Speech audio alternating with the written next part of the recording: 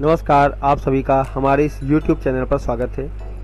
आज हम आपको अपने इस वीडियो में जो आप कस्टमर से बिल की पेमेंट लेते हैं, रिसीव करते हैं, तो उसकी एंट्री आप सॉफ्टवेयर में किस तरीके से करेंगे ये बताएंगे।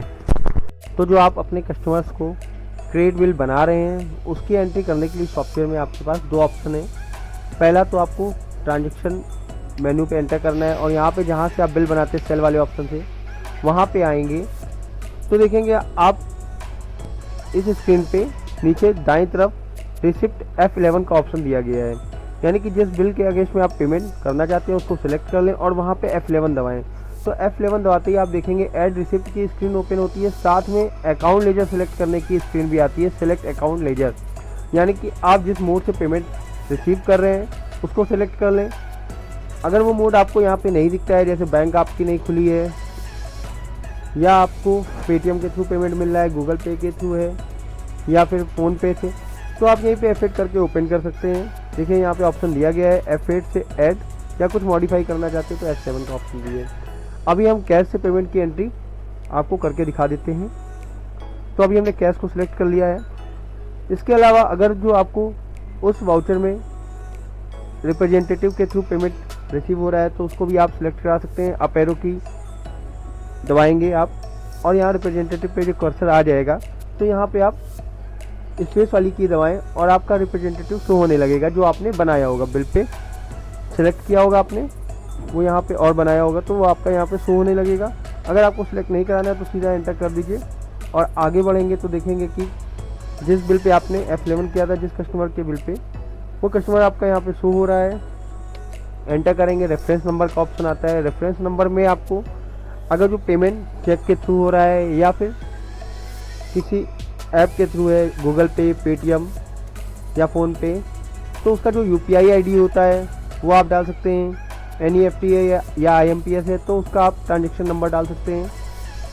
अभी कैश से मिल रहा है तो अभी इसको ब्लैंक छोड़ देते हैं। आगे बढ़ते हैं अमाउंट पे। अमाउंट पे जिस बिल के अगेंस्ट में आपको पेमेंट एंट्री करनी है, अगर पूरा अमाउंट मिल रहा है तो ऑटोमेटिक वो अमाउंट भर के आ जाता है, लेकिन अगर आपको कम अमाउंट मिल रहा है तो आप यहाँ पे वो अमाउंट डाल सकते हैं। जैसे अभी हम 1500 रुपये डाल देते हैं और एंटर करेंगे तो देखेंगे कि आपके सामने ऐड रिकन्सिलेशन की स्क्रीन ओपन हो जाती है। यहाँ पे आपको ट्रांजेक्शन नंबर, यानी कि जिस बिल के अगेंस्ट में पेमेंट आप चढ़ा रहे हैं वो दिखता है, transaction date, transaction amount, balance amount, इसके अलावा रिकन्सिलेशन अमाउंट, यानी कि रिकन्साइल जो आप कर रहे हैं, पेमेंट चढ़ा रहे हैं, 1500 रुपये मैंने चढ़ाया है, वो अमाउंट भी आपको दिखा रहा है।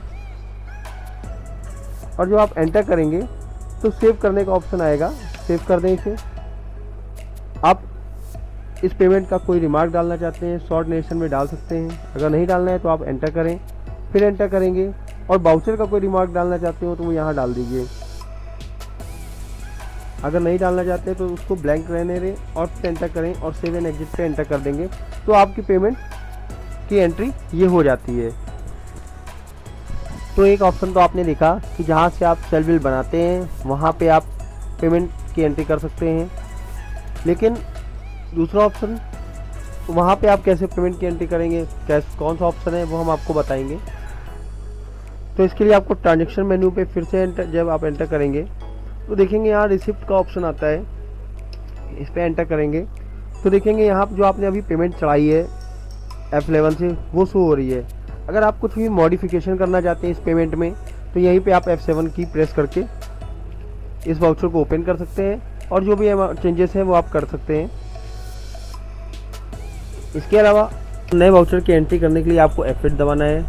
सीरीज में रिसिप्ट रखिएगा REC, वाउचर नंबर ऑटोमेटिक आएगा। वाउचर डेट वैसे तो आपकी करेंट डेट ही आएगी, लेकिन अगर आपको ओल्ड डेट रखनी है यानी कि पुरानी डेट पे एंट्री करनी है तो आप यहाँ पे मैनुअल टाइप कर सकते हैं।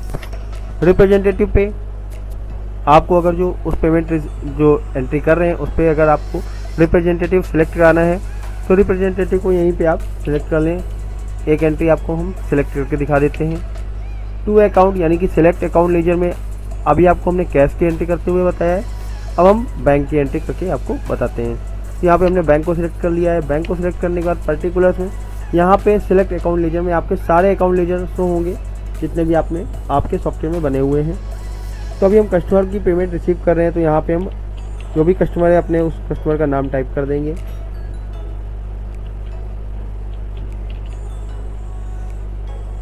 और उसको सिलेक्ट करेंगे। तो यहाँ पे जैसे आप नाम टाइप करते हैं तो देखेंगे कि उसका जितना भी अमाउंट है वो आपको बैलेंस शो कर रहा है। और उसका जैसे ही आप एंटर करेंगे तो रेफरेंस नंबर में मैंने जैसे आपको बताया कि अगर जो आपको चेक के थ्रू या IMPS या NEFT या गूगल पे के थ्रू पेमेंट आ रही है तो जो भी उनका ट्रांजेक्शन नंबर होता है, यानी कि चेक नंबर है, IMPS में ट्रांजेक्शन नंबर है या NEFT नंबर है या UPI नंबर है, तो वो आप यहाँ पे डाल सकते हैं। तो अभी चेक नंबर के लिए हम एंट्री कर रहे हैं, तो चेक नंबर डाल दिया है। अमाउंट में जो भी आपको चेक का अमाउंट मिल रहा है वो आप यहाँ पे डाल दें। सपोजिट अगर 2000 रुपये मिल रहे हैं तो यहाँ पे हम डाल देते हैं। और डालने के बाद आप देखेंगे कि आपका ये जो अमाउंट है 2000 रुपये पे ऑटोमेटिक पुराने बिल पे रिकनसाइल हो गया है। अगर आप चाहते हैं कि ये अमाउंट हम 2000 पूरा उस बिल पे रिकनसाइल नहीं करेंगे, यानी कि 1000 रुपये हम इस पर एडजस्ट कर रहे हैं और नीचे वाले पे 1000 रुपये एडजस्ट करेंगे, तो आप उसे मैनुअल आप पैरों की से जा कर के टाइप करके एडजस्ट कर सकते हैं, या जितना भी आपको अमाउंट रिकनसाइल करना हो वो आप रिकनसाइल कर दें। तो अभी हमने 1000 रुपये दोनों बिल पे एडजस्ट कर दिया है और एंटर करेंगे। एंटर करके सेव करेंगे।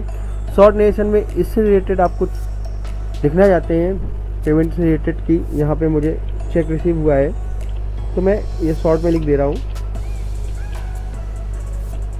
और एंटर करेंगे। एंटर करके नरेशन वाले ऑप्शन में आप वाउचर का नरेशन डालना चाहते हो तो डाल दीजिए कि चेक आपको अगर जो क्लियर हुई है जिस डेट पे, सपोज डेट मैं वो डाल दे रहा हूँ कि 22 तारीख की एंट्री और 21 तारीख को ये पेमेंट क्लियर हो चुकी है, वो डाल दिया। इसके अलावा आपको जो भी डालना हो वो आप डाल सकते हैं अपने हिसाब से। ये एक एग्जांपल के रूप में मैं आपको बता रहा हूँ। और फिर एंटर करेंगे, सेव एंड एग्जिट कर दें।